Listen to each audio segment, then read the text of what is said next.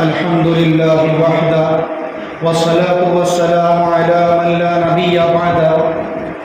أما بعد فأعوذ بالله من الشيطان الرجيم بسم الله الرحمن الرحيم يا أيها الذين آمنوا عليكم أنفسكم لا يضركم من ضل إذا اهتديتم إلى الله مرجعكم جميعا فينبئكم بما كنتم تعملون صدق اللہ العظیم۔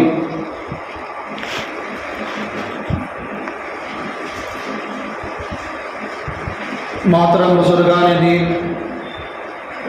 اور عزیز ایمانی بھائیوں،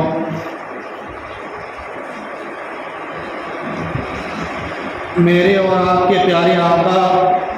محمد رسول اللہ صلی اللہ علیہ وسلم جو ساری دنیا کے لیے نبی بنا کر بھیجے گئے، آپ کی تعلیمات کے اندر اور آپ کے ارشادات کے اندر بہت ساری باتیں ہیں جو دنیا سے تعلق رکھتی ہیں، دین سے تعلق رکھتی ہیں، اور چونکہ اللہ تبارک و تعالیٰ نے آپ کو خاتم الانبیاء بنایا، خاتم النبیین بنایا، یعنی آپ کے بعد کوئی نبی، کوئی رسول، کوئی پیغمبر آنے والا نہیں ہے، اسی لیے اللہ تبارک و تعالیٰ نے آپ کے اوپر دین کو مکمل کر دیا، اور آپ صلی اللہ علیہ وسلم کے ارشادات، آپ کے فرمودات سے بہت ساری باتیں ہمیں سیکھنے کو ملتی ہیں، جاننے کو ملتی ہیں، عمل کرنے کو ملتی ہیں، کیونکہ آپ علیہ الصلاۃ والسلام کسی ایک وقت کے لیے یا کسی ایک متعین جگہ کے لیے یا کسی ایک فکس قبیلے کے لیے یا ایک خاندان کے لیے یا ایک شہر، ایک ملک کے لیے نبی بنا کر نہیں بھیجے گئے تھے، بلکہ آپ ساری امت کے لیے، بلکہ ہر امت، بلکہ امت کے جتنے بھی زمانے آتے جائیں گے قیامت تک، ان تمام لوگوں کے لیے آپ آخری نبی ہیں، چاہے انسان ہو چاہے جنات ہو، سب کے نبی کون؟ میرے اور آپ کے آقا محمد رسول اللہ صلی اللہ علیہ وسلم۔ سبھی ساتھی درود شریف پڑھ لے کر اللہم صلی علی سیدنا محمد وعلی آل سیدنا مولانا محمد وبارک وسلم، کیونکہ آپ علیہ السلام کے بہت سارے احسانات ہیں ہمارے اوپر، بہت ساری ان کی قربانیاں ہیں، فکریں ہیں، کہ جس وجہ سے آج ہم تک دین پہنچا ہے۔ بہرحال تو پچھلی قوموں کے اندر اللہ تبارک و تعالیٰ نے نظام یہ بنایا تھا کہ ایک پیغمبر آتا، اپنی شریعت کو لے کر آتا، اپنی کتاب کو لے کر آتا، اور پھر اس کی جیسے ہی نبوت ختم ہو جاتی، پیغمبر دنیا سے وصال فرماتے، انتقال فرماتے، تو پھر دوسرے پیغمبر آتے، پھر وہ احکامات لے کر آتے، کلمہ وہی رہتا، کام وہی رہتا، لیکن پیغمبر بدلتے گئے۔ جیسا کہ موسیٰ علیہ السلام کو اللہ نے پیغمبر بنا کر بھیجا، تو ایک خاص ملک یعنی مصر، جو مصر کا علاقہ ہے، وہ شہر مصر کے اندر اللہ تبارک و تعالیٰ نے موسیٰ علیہ السلام کو پیغمبر بنا کر بھیجا، اور کن کے لیے بھیجا؟ بنی اسرائیل، جن کو بنی اسرائیل کہا جاتا، اس قبیلے کے لیے اور اس مصر کے علاقے کے لیے پیغمبر بنا کر بھیجا۔ لیکن میرے اور آپ کے آقا محمد رسول اللہ صلی اللہ علیہ وسلم کو اللہ تبارک و تعالیٰ نے پوری کائنات کے لیے نبی بنا کر بھیجا۔ وَمَا أَرْسَلْنَاكَ إِلَّا كَافَةً لِلنَّاسِ بَشِيرًا وَنَذِيرًا، یعنی اے نبی، ہم نے آپ کو نبی بنا کر بھیجا، ہم نے آپ کو نبی بنایا، اور ہم نے آپ کو ڈرانے والا اور خوشخبری دینے والا بنا کر بھیجا۔ وَمَا أَرْسَلْنَاكَ إِلَّا رَحْمَةً۔ تو اس سے یہ بات معلوم ہو رہی ہے کہ اللہ کے رسول صلی اللہ علیہ وسلم جب ساری زمانے کے لیے، ساری دنیا کے لیے نبی بنا کر بھیجے گئے ہیں، تو اللہ کے رسول صلی اللہ علیہ وسلم صرف وہ باتیں نہیں بتائی آپ نے کہ جیسا کہ صحابہ کرام کے دور کے اندر جو حالات چل رہے تھے اس حالات کے حساب سے آپ نے باتیں بتائی، لیکن آئندہ کیا حالات آنے والے ہیں، امت کے اوپر کیسے حالات آئیں گے اور ان حالات کے اندر کیا کرنا ہے وہ بھی آپ نے بتایا۔ کیا کیا وہ بھی آپ نے بتایا۔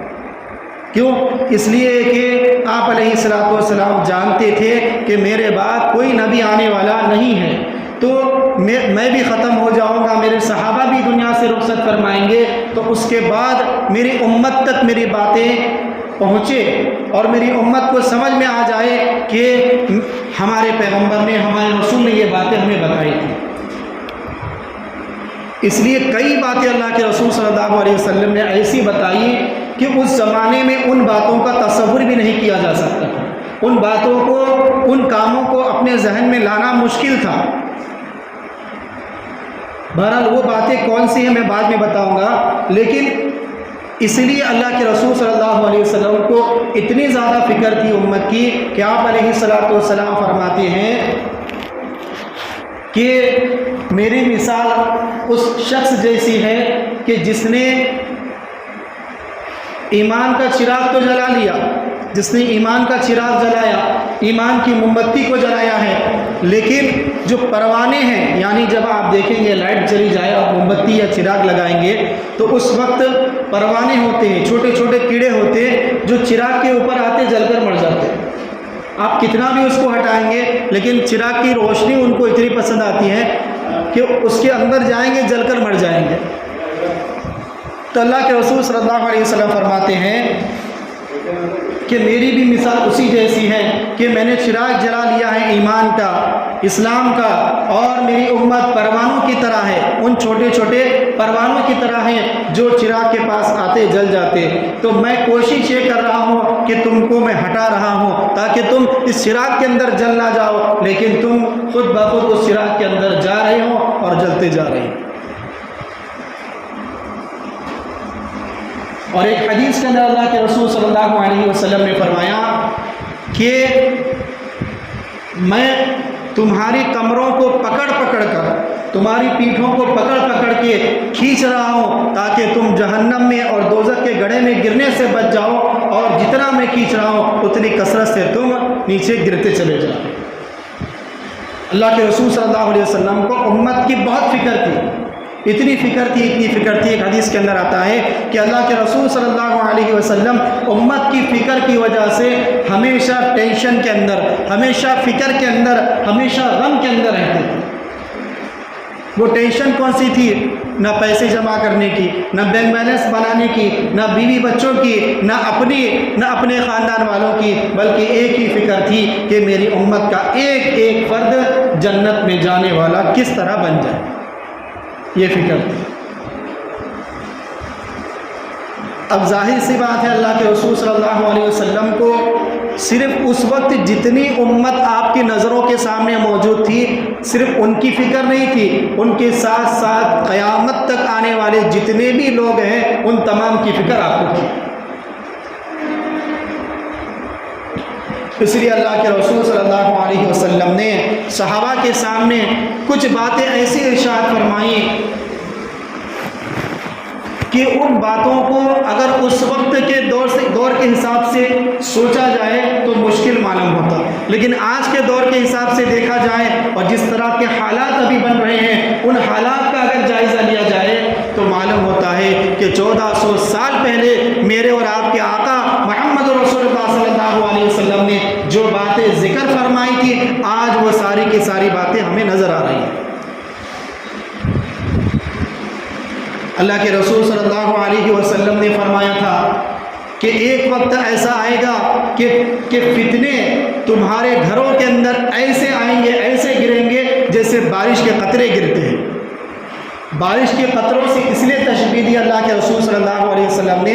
کہ بارش کا قطرہ، ایک قطرہ گرتے ہی دوسرا قطرہ اس کے پیچھے گرتا ہے، دوسرا گرا تو تیسرا گرتا ہے، یعنی ایک کے بعد ایک قطرے گرتے جاتے ہیں۔ تو فرمایا اسی طرح فتنے تمہارے گھروں کے اندر اسی طرح گرتے رہیں گے۔ ایک فتنہ آئے گا، دوسرا فتنہ آ کر دوسرا کھڑا ہو جائے گا، دوسرا آئے گا، تیسرا آ کر کھڑا ہو جائے گا۔ تو فرمایا کہ ایک کے بعد ایک فتنے تمہارے گھروں کے اندر گرتے چلے جائیں گے۔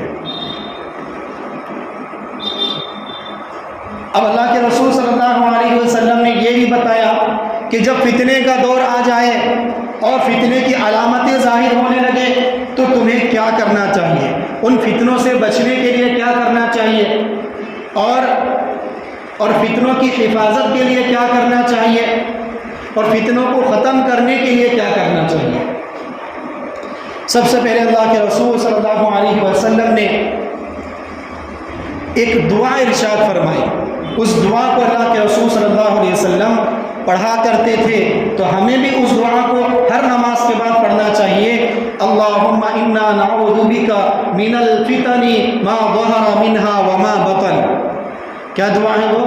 اللہم انا نعوذ بک من الفتن ما ظہر منها وما بطن۔ اے اللہ، ہم آنے والے فتنوں سے پناہ چاہتے ہیں، چاہے وہ فتنے ظاہری ہو چاہے وہ فتنے باطنی ہو، ہر ایک فتنے سے ہم تیری پناہ چاہتے ہیں، ہم اس سے حفاظت چاہتے ہیں۔ اور یہ دعا اللہ کے رسول صلی اللہ علیہ وسلم کے معمولات کے اندر داخل تھی۔ اللہ کے رسول صلی اللہ علیہ وسلم اس دعا کو پڑھا کرتے، تو ہمیں بھی پڑھنا چاہیے۔ اگر کسی کو عربی یاد نہیں رہتا تو اردو میں اس دعا کو مانگ لیں، یا اللہ جتنے بھی فتنے آ رہے ہیں یا آنے والے ہیں اس سے میری حفاظت فرما، میرے گھر والوں کی حفاظت فرما، پوری امت کی حفاظت فرما، چاہے وہ فتنے ظاہری شکل میں آ رہے ہو یا باطنی شکل کے اندر آ رہے ہوں، چھپ کر آ رہے ہو یا ظاہر میں آ رہے ہو، ہر ایک فتنے سے ہماری حفاظت فرما۔ اس دعا کو مانگنا چاہیے۔ دوسری بات یہ ہے کہ فتنہ کہتے کسے ہیں، جو ہم فضائل اعمال کے اندر سنتے ہیں، منتخب احادیث کی جو ہیں اس کے اندر ہم اس فتنے کے لفظ کو سنتے ہیں، پڑھتے ہیں، بیانوں کے اندر سنتے ہیں، تو فتنے کے معنی کیا ہوتے ہیں؟ فتنے کا جو لفظ ہے، لفظ فتنہ یہ عربی کا لفظ ہے۔ جو فتنہ لفظ ہے یہ عربی کا لفظ ہے، جس کے لغت کے اندر، ڈکشنری کے اندر اس کے معنی ہوتے ہیں کہ سونے اور چاندی کو آگ میں پگھلا کر اس کے کھرے یا کھوٹے کو معلوم کرنا کہ یہ سونا اصلی ہے یا ڈپلیکیٹ ہے، یا اس کے اندر کتنی ملاوٹ مکس ہے، اس کے اندر کتنا پتل مکس ہے، کتنا چاندی مکس ہے، کتنا لوہا مکس ہے، یہ اس کو معلوم کرنے کے لیے سونے اور چاندی کو آگ میں پگھلایا جاتا ہے۔ یہ ایک معنی یہ ہو گیا۔ اسی لیے یعنی سونا اور چاندی آگ میں پگھلتا، پکتا، ایک آزمائش سے گزرتا، جس کے بعد معلوم ہوتا اس کی حقیقت کیا ہے۔ اس لیے اس کے دوسرے معنی اردو میں ہم یہ کرتے ہیں آزمائش۔ فتنے کا معنی آزمائش، یعنی بہت ساری آزمائشیں ہمارے اوپر آئے گی، اور تو ان آزمائشوں کے اندر ہمیں کیا کرنا چاہیے۔ اب وہ آزمائش اور فتنے کس طرح آئیں گے؟ حدیث کے اندر اللہ کے رسول صلی اللہ علیہ وسلم نے فرمایا کہ انسان گناہ کو گناہ نہیں سمجھے گا، یہ بھی ایک فتنہ ہے۔ گناہ کر رہا ہے لیکن اس کو سمجھ نہیں آ رہا کہ میں گناہ کر رہا ہوں یا نیکی کر رہا ہوں۔ دوسرے نمبر کا فتنہ یہ ہے کہ کچھ جماعتیں ایسی کھڑی ہو گئی کسی دور کے اندر کہ اب معلوم کرنا مشکل ہے کہ کون سی جماعت حق پر ہے، کون سی جماعت باطل پر ہے، تو یہ بھی ایک طرح کا فتنہ ہے۔ اسی طرح سے دو مسلمانوں کے اندر دو جماعتوں میں جھگڑا ہو گیا، اب دونوں کے اندر صحیح کون ہے غلط کون ہے یہ بات معلوم کرنا مشکل ہے، فرمایا یہ بھی فتنہ ہے۔ اب انسان علماء کرام ہے اور اسی طرح سے جماعت والے ہمارے بھائی ہیں، اگر وہ کسی کو بات سمجھا رہے ہیں یا علماء بات سمجھا رہے ہیں کہ بھائی نماز پڑھو، بدعات کو چھوڑو، گناہوں کو چھوڑو، اور ریانی کو چھوڑو، فحش فلموں کو دیکھنے کو چھوڑو اور ڈراموں کو دیکھنے سے باز آؤ، اور رات کے وقت میں موبائلوں کے اندر اپنی آنکھوں کو، اپنے دل کو، اپنے ایمان کو گندا کرنے سے، کمزور کرنے سے بچو، یہ باتیں ہمیں کیا لگ رہی ہیں؟ بری لگ رہی ہیں۔ تو یہ بھی کیا ہے؟ ایک طرح کا فتنہ ہے۔ تو بہت سارے فتنے ہیں، تو ان تمام فتنوں سے بچنے کے لیے ایک دعا اللہ کے رسول صلی اللہ علیہ وسلم نے بتائی، جو ابھی میں نے ذکر کی، اللہم انا نعوذ بک من الفتن ما ظہر منها وما بطن۔ اس دعا کو ہمیں پڑھتے رہنا چاہیے۔ اب اور ایک حدیث کے اندر اللہ کے رسول صلی اللہ علیہ وسلم نے بیان فرمایا کہ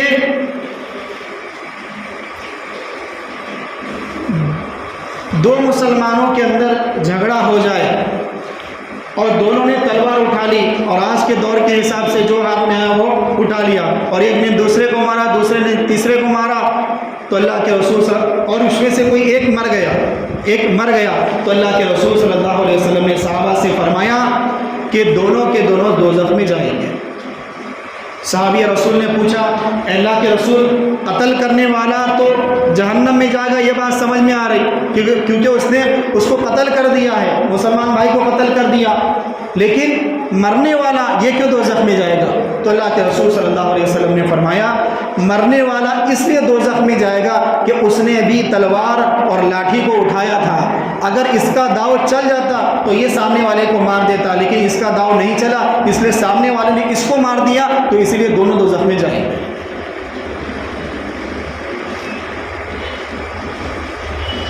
تو اللہ کے رسول صلی اللہ علیہ وسلم نے بہت ساری احادیث ایسی ملتی ہیں ہمیں کہ جن سے یہ معلوم ہوتا ہے کہ 1400 سال پہلے، تقریباً 1430 سال کہہ لیجئے، 1434 سال یا 44 سال کہہ لیجئے، اتنے سالوں پہلے اللہ کے رسول صلی اللہ علیہ وسلم نے جو باتیں ذکر فرمائی، اس زمانے میں ان باتوں کا تصور ہی نہیں کیا جا سکتا تھا۔ سمجھ رہے ہیں؟ کچھ تصور ہی نہیں، مطلب ایسا ہو سکتا، صحابہ تعجب کرتے، جیسا کہ اللہ کے رسول صلی اللہ علیہ وسلم نے ایک حدیث کے اندر ارشاد فرمایا کہ ایک دور ایسا آئے گا کہ مسلمانوں کا رعب، مسلمانوں کا دبدبہ کافروں کے دلوں سے نکل جائے گا۔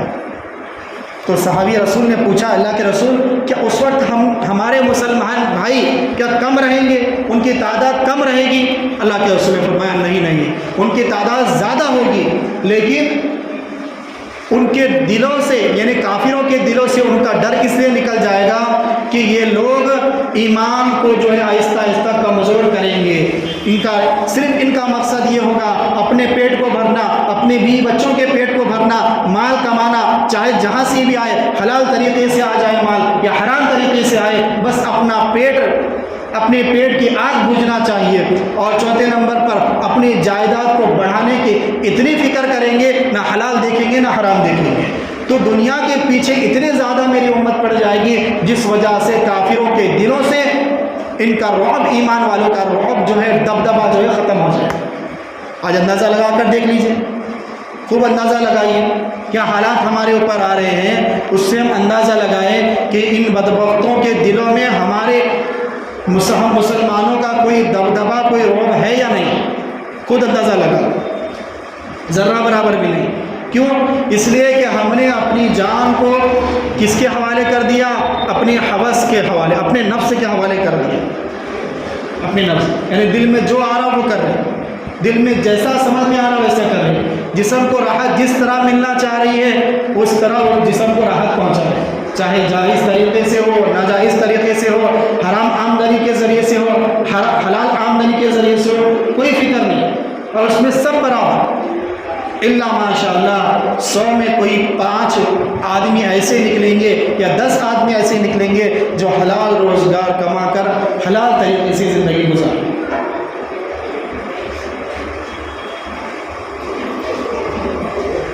اس لیے اللہ کے رسول صلی اللہ علیہ وسلم نے صحابہ کے دور کے اندر 2 باتوں کو ذکر کیا۔ پہلی بات جو تھی وہ اسلامی اعتبار سے تھی، یعنی کہ موجودہ حالات میں کیا کرنا ہے، کون سا کام جائز، کون سا ناجائز، کون سا حرام، کون سا حلال، اور کون سا فرض، واجب، سنت، مستحب، یہ ساری چیزیں آ گئی۔ اور دوسرے نمبر پر اللہ کے رسول صلی اللہ علیہ وسلم نے وہ باتیں بتائی جو آئندہ آنے والی ہے، جو آنے والے وقت کے اندر جب میں ختم ہو جاؤں گا، میرے صحابہ ختم ہو جائیں گے اور تابعین تابعین ختم ہو جائیں گے، ایک وقت ایسا آئے گا جس وقت کے اندر یہ ساری باتیں پائی جائیں گی۔ اب وہ کون سی باتیں ہیں؟ تو حدیث کی کتابوں کے اندر ایک مستقل ایک سبق،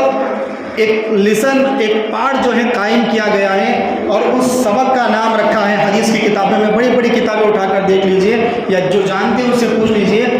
ابواب الفتن، اس نام سے ایک سبق قائم کیا، ابواب الفتن، یعنی فتنے کے دور کا سبق۔ فتنے کا سبب، یعنی فتنے کے کون کون سے احادیث ہیں، ان تمام احادیث کو اللہ کے رسول صلی اللہ علیہ وسلم کے تمام احادیث کو شراح حدیث نے جمع کیا، حدیث کی کتابوں میں جمع کیا۔ اب جب اس حدیث کا ترجمہ کر رہے تھے، اس حدیث کی تشریح کر رہے تھے، تو جتنے بھی حضرات تھے وہ تمام شراح حدیث تعجب میں پڑ جاتے کہ ایسے کیسے ہو سکتا ہے۔ بہرحال وہ باتیں کیا میں بتاتا ہوں آپ کو۔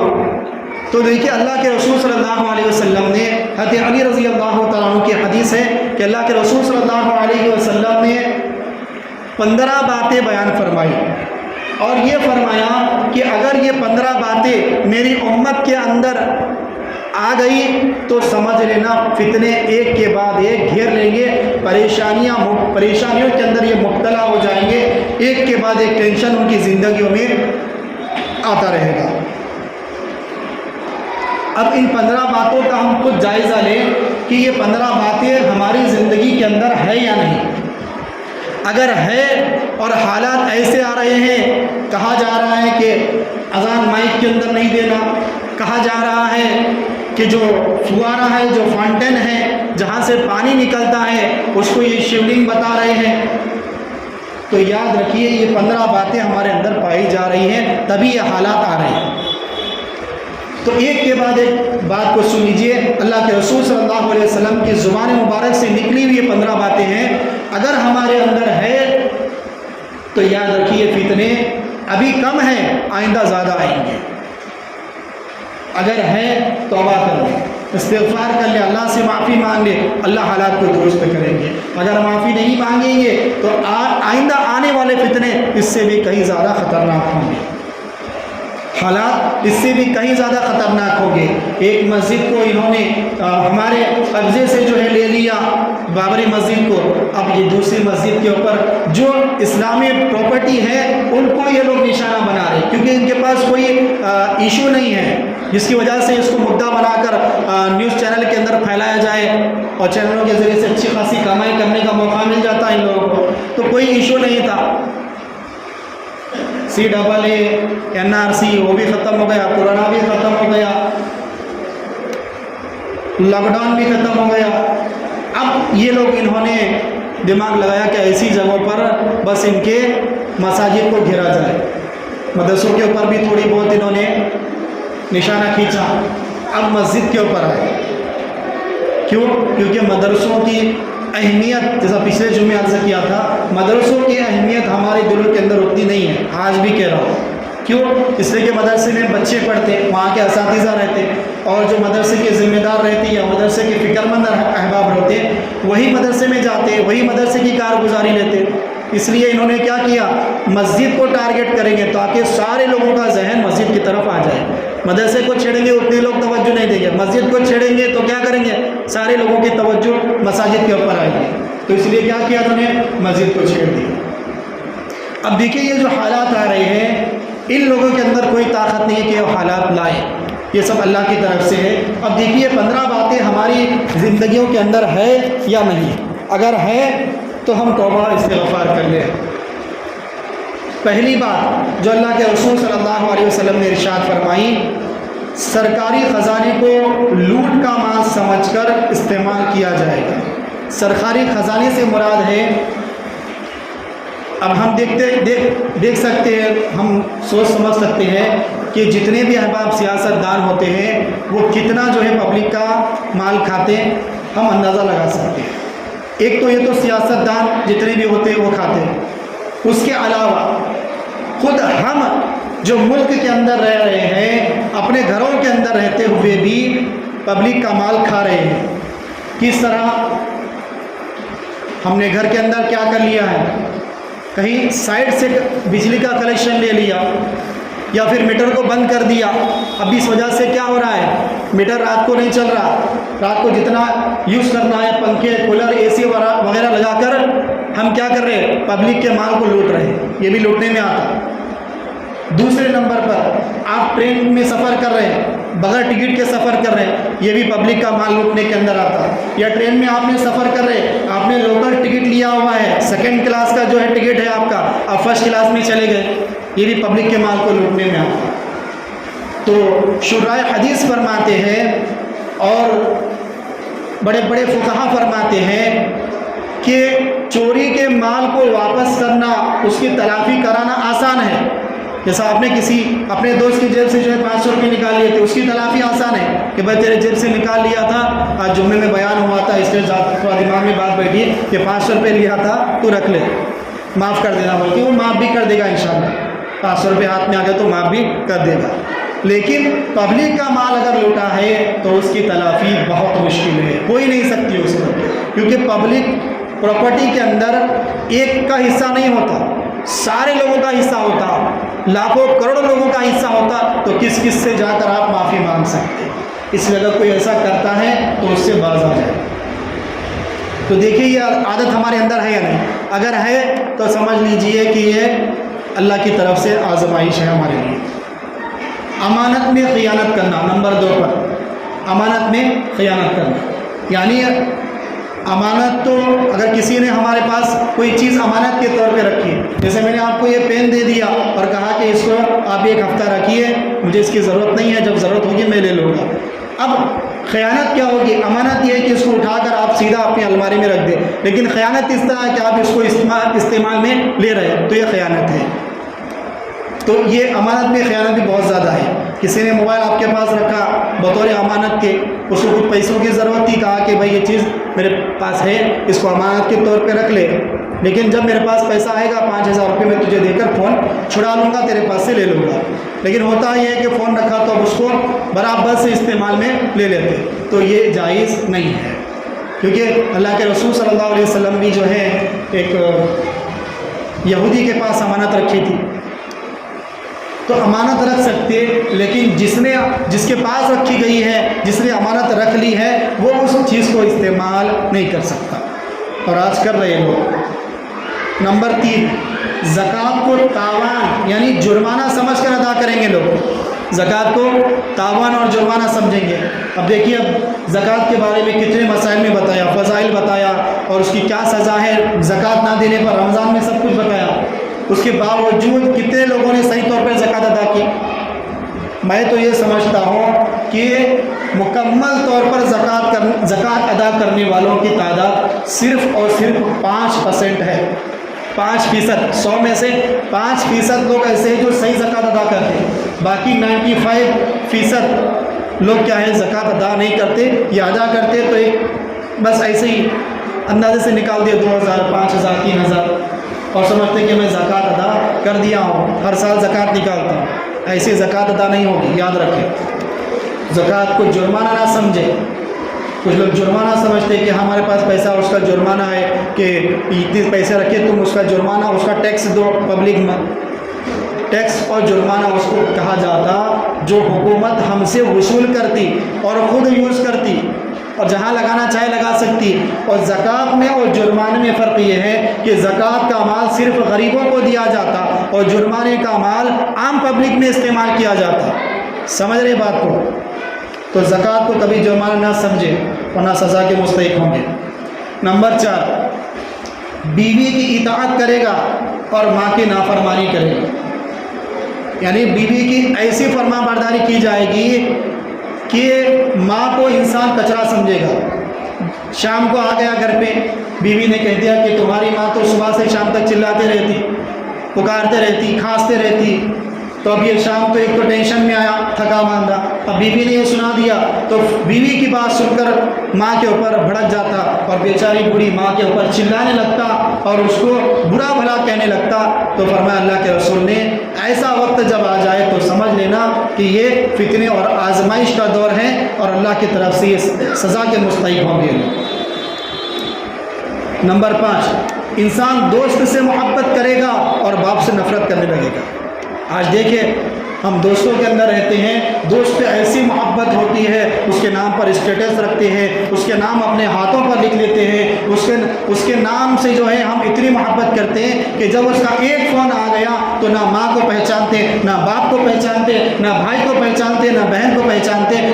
گھر سے باہر نکل گئے ایک دم سے اور دوستوں میں مشغول ہو جاتے۔ دوست کو جو عزت اور جو اکرام اور جو محبت ہم دیتے ہیں، وہی محبت کی ایک نظر اپنے باپ کے اوپر نہیں ڈالتے۔ کیا دوست جنت میں لے کر جائے گا؟ یہ ماں باپ کی دعائیں ہوگی جو ہمیں جنت میں لے جائے گی، اور یہ ماں باپ کی دعائیں ہوگی جو ہماری روزی کے اندر، ہمارے کاروبار کے اندر برکت کا ذریعہ بنے گی۔ یاد رکھیے، جو ماں باپ کو ناراض کرتا ہے، جو ماں باپ کے دلوں کو ٹھیس پہنچاتا ہے، وہ کبھی زندگی میں سکون نہیں پاتا۔ اس کی سزا اللہ تبارک و تعالیٰ آخرت میں تو دیں گے، لیکن دنیا کے اندر اس بدبخت کی سزا یہ ہوگی کہ اس کی عمر کو کم کر دیا جائے گا۔ اگر وہ 60 سال زندہ رہنے والا تھا، ماں باپ کی نافرمانی کرتا تھا، اللہ تبارک و تعالیٰ 30-40 سال کے اندر اس کو اٹھا لیں گے۔ اور دوسرے نمبر پر اس کی سزا یہ ہوگی، ماں باپ کی نافرمانی کرتا تھا، اللہ تبارک و تعالیٰ رزق کا دروازہ بند کر دیں گے۔ اس لیے موسیٰ علیہ السلام کے دور میں حضرت موسیٰ علیہ السلام اللہ سے ملاقات کرنے کے لیے، بات کرنے کے لیے پہاڑ پر جایا کرتے، طور پر جایا کرتے، طور پہاڑ پر جایا کرتے، اور وہاں پر جاتے تو بات ہوتی۔ جب موسیٰ علیہ السلام کی والدہ کا انتقال ہو گیا تو آ رہے تھے، اللہ تبارک و تعالیٰ نے آواز دی اور کہا کہ موسیٰ اب سنبھل کر آنا، اب چوکنا ہو کر آنا۔ کہا کہ کیوں؟ اے اللہ، میں تو تیرے سے بات کرنے کے لیے روزانہ آتا ہوں، روزانہ تجھ سے بات کرتا ہوں، اب چوکنا رہنے کی، اب سنبھل کر آنے کی کیا وجہ ہے؟ تو اللہ تبارک و تعالیٰ نے کہا کہ موسیٰ، تیری ماں کی دعا تھی کہ تیری ماں کی دعاؤں کے بدولت آج تک تیرے اوپر کوئی بھی پکڑ نہیں آئی، آئندہ خیال رکھنا، ہو سکتا ہے اب تیری ماں نہیں ہے تو کوئی پکڑ تیرے اوپر آ جائے گی، کوئی سوال تیرے اوپر آ جائے گا، اس لیے سنبھل کر آنا۔ بہرحال یہ 5 باتیں ہو گئی، ابھی 10 باتیں ایسی ہیں جن کو اللہ کے رسول صلی اللہ علیہ وسلم نے اس حدیث کے اندر ذکر فرمایا۔ وقت زیادہ ہو گیا ہے، اور ایک حدیث کے اندر حضرت مولانا یوسف صاحب لدھیانوی رحمۃ اللہ علیہ نے ایک حدیث ذکر فرمائی کہ جس حدیث کے اندر 72 باتیں ارشاد فرمائی، 72 فرمایا کہ یہ 72 باتیں جس دور کے اندر پائی جائے گی وہ فتنے کا دور ہوگا، اور لوگوں کے اوپر اس وقت حالات آتے جائیں گے۔ بہرحال پہلے ان 15 باتوں کو ہم کمپلیٹ کر لیتے ہیں، لیکن اس میں سے 5 باتیں آج کے اس جمعے کے بیان میں عرض کر دیا ہوں، باقی بچی 10 باتیں۔ ان 10 باتوں کے بعد آگے ہمیں کیا کرنا ہے، حالات کیسے سدھریں گے، انشاءاللہ آئندہ جمعہ میں عرض کروں گا۔ اللہ تبارک و تعالیٰ سے دعا ہے کہ اللہ تبارک و تعالیٰ ملک کے حالات کو درست فرمائے، اور جتنے بھی فتنے آ رہے ہیں آزمائش کی شکل میں، اللہ تمام آزمائشوں کو ختم فرمائے۔ آمین۔ وآخر دعوانا ان الحمد للہ رب العالمین۔